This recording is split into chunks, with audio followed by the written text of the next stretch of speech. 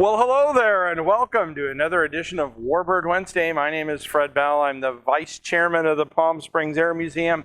Today, we are going down the path of a German aircraft in our German aircraft exhibit in the B-17 hangar, and we are going to talk about one of probably Germany's, if not Germany's, best fighter interceptor that was built in any numbers during the war.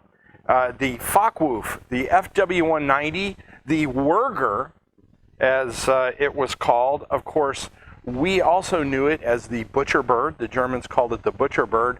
The Wurger was, and I've probably destroyed the pronunciation on that great, but that was the Shrike. That's what the Germans called it. Now, of course, today, Greg has outdone himself as the FW-190. I know where you're going with this. It was a Predator of the Sky. Greg, very, very good. So we have the Predator of the Sky today. Greg has actually added functionality to my hat, which I appreciate it. And you can actually see, be careful what you agree to back in COVID land. But you could see this little tiger helmet had a few little surprises in it. I'm going to toss that off camera to Greg. There we go. Now, the FW-190 was a interesting aircraft in that it everybody thinks primarily about the Germans with the Me-109 or Bf-109, and the reality of the situation was that the Germans built 20,000 FW-190s during the war, which meant they were a very prolific German aircraft. They were formed into the strike wings that the Germans would field as part of the Luftwaffe. They had so many variants that we're not going to cover it today, Greg. There are literally 2 pages of variants as the Germans changed the wing design. They changed the armament. Typically, the armament was 20 millimeter cannons, a combination of 20 millimeter cannons and machine guns. But the Germans played around a lot with this aircraft. It also could have bombs and fly as a fighter bomber. So it had a lot of use. Now, my biblioclept assistant, that's a tough one. Biblioclept assistant today is going to learn more about this German aircraft. It fell off at 20,000 feet in performance. And why was that? Well, it primarily due to the wing design. It had high wing loading and a very narrow wing, which meant it was pretty fast up at altitude. It was up in the 400 mile an hour range at fast, but once they got above 20,000 feet with the wing and the power plant, it just lost performance. I am going to talk about how the Germans met that challenge, because as we talked about with like the Ju-388 and some of the other German designs, they were going up into high altitudes, and the derivative aircraft on this was no different as they were going higher and higher. But the aircraft started in the thinking process started with Kurt Tank in 1934 and 1935 with a fly-off against the 109. They were trying to come up with a modern fighter, and that included the FW-159, the Arado 80, and the Henkel 112. And then the Me-109.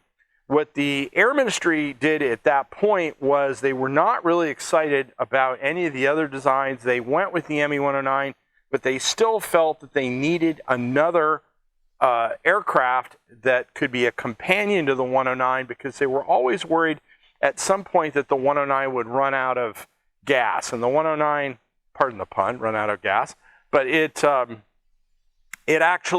did well in the Spanish Civil War. It soldiered on to the end of the war. I have said that I thought that with the Me-109G model, the aircraft was pretty long in the tooth at that point, especially against the frontline American fighters. But the Germans were always worried about this. So, and that goes all the way back to this fly-off in the mid-30s, and then this aircraft came into service. First flight was in 1939. The Air Ministry did not get excited about this airplane until the addition of the BMW, the 801 engine. And the reason for that was that they did not want to compete The 109 had a V12 engine in it. And you had Junkers and Benz that were building V12s for a whole variety of airplanes, the ME-110, the ME-109, and they were actually in quite short supply. Now, when the other aircraft flew, they were still looking that from a supply chain standpoint, they were going to have to come up with more of those engines. They just weren't excited about that. When Kurt Tank came back with the V1 version of the FW190, they got excited because it used that BMW radial engine. And we're going to go into that because really there are some very ingenious engineering things that went into this aircraft, but the front end and the cowling baffle is probably the most unique. And I want to go into that. Now, Kurt Tank at the time was trying to figure out I'm going to take the propeller off this airplane for a reason, and you can see it's just got that flat nose on it. And any of the radial aircraft at the time had that big flat frying pan nose.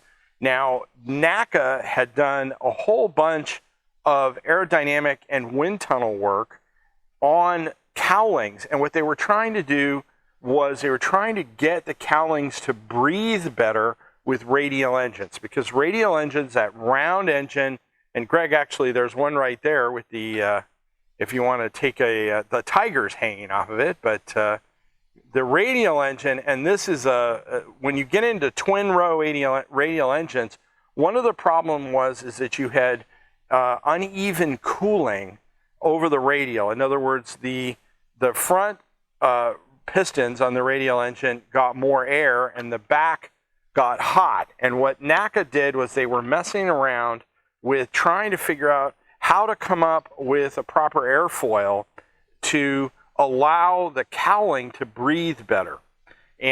But when they did that, they still increased the drag on the front of the airplane, and you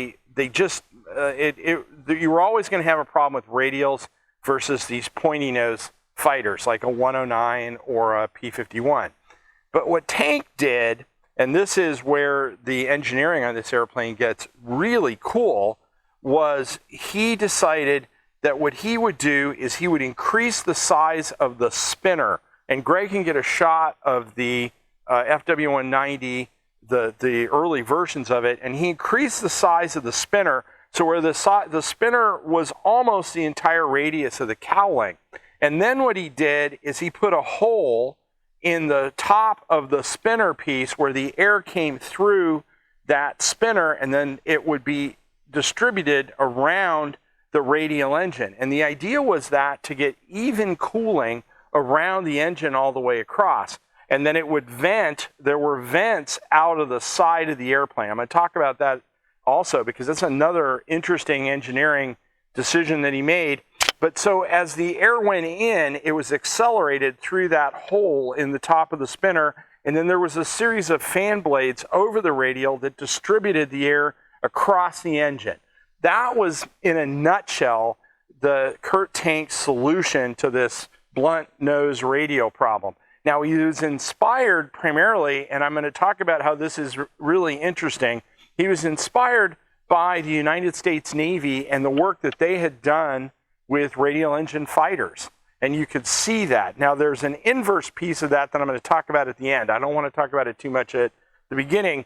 But the idea was that you got this airflow through the cowling that was even, and then it came out here.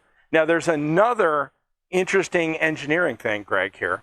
And that is, have you ever heard of the Meredith effect? You've never heard of the Meredith effect. Well, I'm going to tell you about it. Well, the Meredith effect was primarily found in the Spitfire and in the P-51. And the Meredith effect was that you could play with the cowling on a liquid-cooled engine, like the P-51 or the Spitfires, and that cowling actually generated a little bit more thrust. I know that's difficult to get your head around, but the way that the airflow went through the cooling cowling and over the radiator actually added to the net thrust of the airplane. It's very prevalent, and it was a British engineer that came up with it. It's very prevalent in the P-51 and in the Spitfire. But this aircraft, to a certain extent, with the air exiting through those baffles on the side as it came out actually resulted in a net thrust benefit to the airplane. That was really the engineering piece that made the aircraft so unique. Now, at the end, when the Germans were experimenting with this, they did go with some other engines, which I'm going to talk about as we head out on this airplane. But that was the real unique feature, was this cowling and the cooling area and the cowling. Now, the other thing that the airplane had was most of the aircraft at the time were controlled by control cables. In other words, the pilot would give input, and the inputs would be with cables, and those would go to either the elevators or the ailerons or the rudder. This aircraft actually had a series of push rods, and the idea behind it was that you could get more precise balance on the controls, and the airplane was better in handling. It was also, you didn't have to go, and the air crews would have to go in with the cables and adjust the cables, because what do cables do? They stretch. So they would go in and adjust the cables as they wore out. This airplane didn't have that. It had those push rods.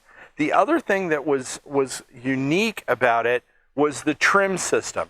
The trim system, Kurt Tank figured out, and the engineers at Focke-Wulf determined that what they did is they figured out what the control inputs were for the aircraft, and they balanced them to a very minimum to what the control input on the airplane was. So what ended up happening was the airplane required, and it's not on these, you can kind of see them, but aircraft have trim tabs. And what that meant was that the aircraft required very little trim at altitude to trim the airplane out. All of that meant that it was very, very potent. As I said, there were not tons of these airplanes built. There were 20,000. They were incredibly dangerous to Allied fighters. They were every bit an equal. With a Spitfire Mark V, this airplane, when it was introduced, was every bit as maneuverable with the exception of a turning radius. So it was a very, very competent aircraft. Now, there were a number of German aces that flew this aircraft. I'm going to talk about three of them. Otto Kittel with 267 victories. Walter Natawani, and if there's family members here, if I'm not doing the name, I apologize. He had 258 victories. And Eric Rudolfer, who had 222 victories.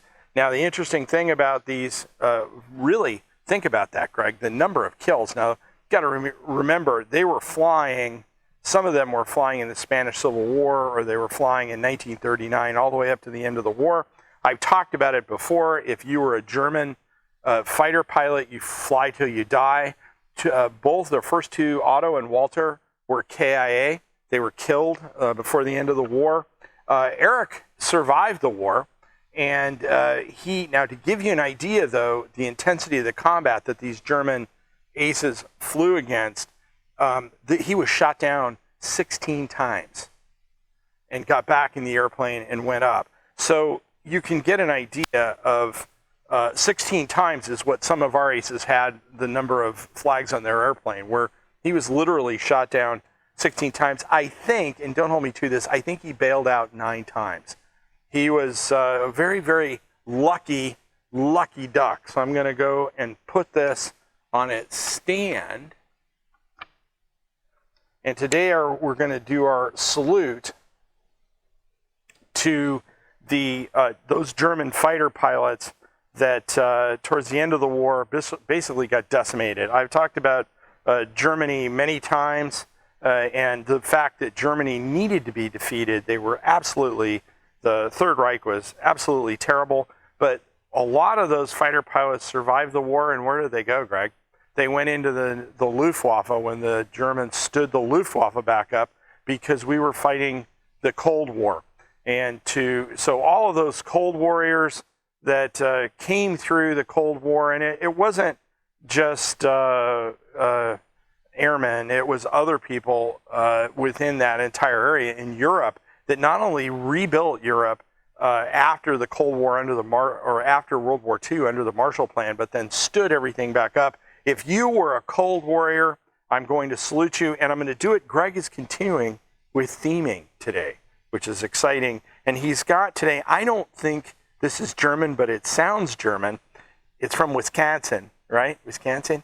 And if you're from Wisconsin, I hope I got the enunciation right.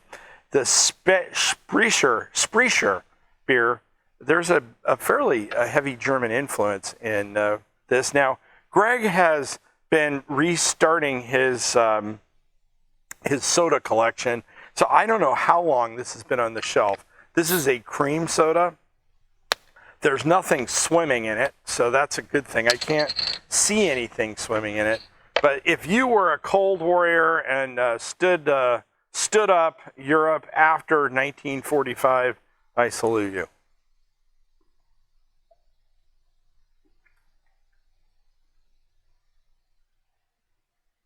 I'm not a cream soda guy. This isn't bad. It does scare me that I don't know how long this has been sitting, but it kind of has a metallic aftertaste, so Greg, you may be poisoning me as we speak. You may have to dial 911. The customary second sip. I will tell you, Greg, I didn't talk about calories in this. There's 27% carbohydrates in this thing. There's 120% added sugar to your daily value. And the calories on this in this bottle are 295. So chew your drink. That's wow. There's a lot of calories in that bad boy. Okay, so the Focke-Wulf bore the brunt of war, the later war in air war over Germany and as the Russians pushed back on the other side, both in the east and the west. The Germans, realizing that the design had pretty much hit its apex, started putting V12s in here, both Junkers and Benz, Delmer, Benz. I'm gonna give Stan Stokes that pronunciation there. The Benz motors. What ended up happening was they kept the basic shape of the airplane. They extended the nose.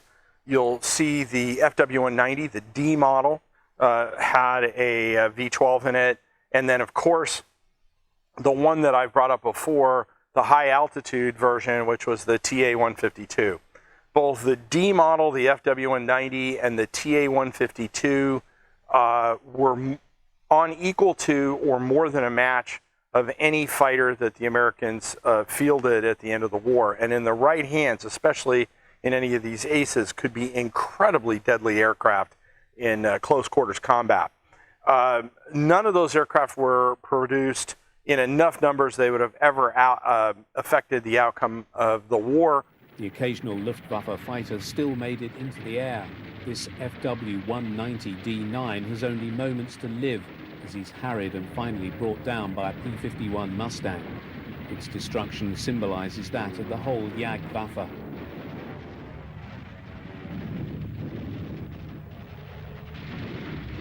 Some of the long-nose aircraft, both in the United States and we always talk about the British War Museum, they made it into collections or in the Smithsonian.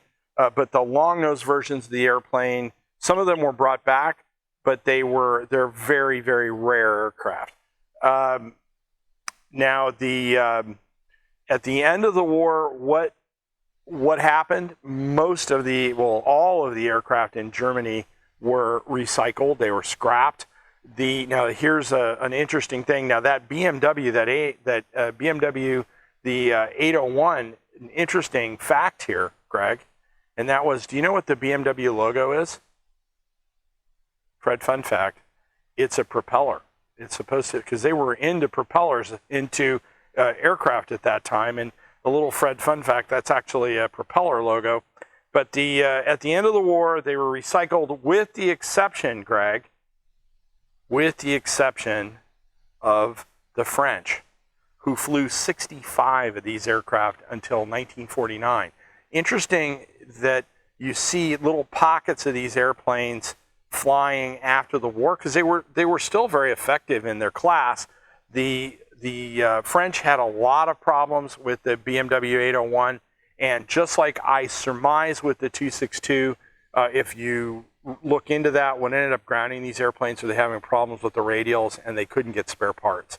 And I think what ended up having not a lot of these airplanes going on or any of the other weapons after the war that were Axis weapons is the military industrial complex that was supporting them was gone, and you had whatever spare parts you had on the shelf and you could scrounge up, and that was essentially the end of the line for this. Although the aircraft ended service with the Germans and the French and pretty much passed into history and into museums, there was a company that eventually built under the same work number, and there was a continuation of the work number, a number of these replica aircraft. And a number of the airplanes that you can see flying today are replica airplanes with either American engines, in some cases Chinese engines, flying. And Greg maybe can find some image of one of those flying. And a lot of those, the airplanes you've seen, there are very few original aircraft still operational, but many of them are replicas. So if you go out and you see one of these, it's most likely a replica that's flying. The one thing that they haven't really been able to deal with is that cooling up front. They're still having challenges with cooling, and a number of the replica aircraft have different solutions on oil coolers or air coolers to try to add a little bit cooler temperatures to bring the cooling down on the airplane, but they're still out there flying. So that is pretty much an overview of the aircraft. The other thing, and this one, this model here has kind of a little bit different canopy on it, but the other thing that the aircraft was known for was that sort of a bubble canopy on it. It was one of the first aircraft to really, fighter aircraft to use that these other aircraft show it, that high visibility canopy. And so, you know, that kind of rounds out all the innovations on the airplane and its eventual retirement and passing into history. Now, if you are sitting at home and you want to pass the time, what is a better way to pass the time, Greg, than a Planes of the Second World War, a coloring book? To me, I still have a problem with Greg coloring in the lines. We have to, you know, he has a real trouble with that, you know, and when he gets frustrated, he just does this, especially when I make him do 20 takes of Warbird Wednesday, he gets very upset. But go out to Jason if you want to get this. This is a very, very nice book of aircraft illustrations that you and one of your favorite people at home can color. Now, guess what, Greg? There's even an FW190 in there. So we have covered all the bases today. So go out to the link that's attached with this video, click on it, and you can get your very own Planes of the Second World War coloring book. Now remember, and I say it all the time, we cannot do what we do here in restoration and keeping these aircraft flying without your donations. Please, if you can today, throw us a couple of bucks on that donation page, on that link. We can certainly use it. If you stumbled across our YouTube page today or the video, please subscribe if you're on YouTube and like us on YouTube, like us on Facebook, on Instagram. We appreciate your time. We hope today on YouTube that we earned your subscription. My name is Fred Bell. I am the Vice Chairman of the Palm Springs Air Museum. Thanks very much. Have a great day.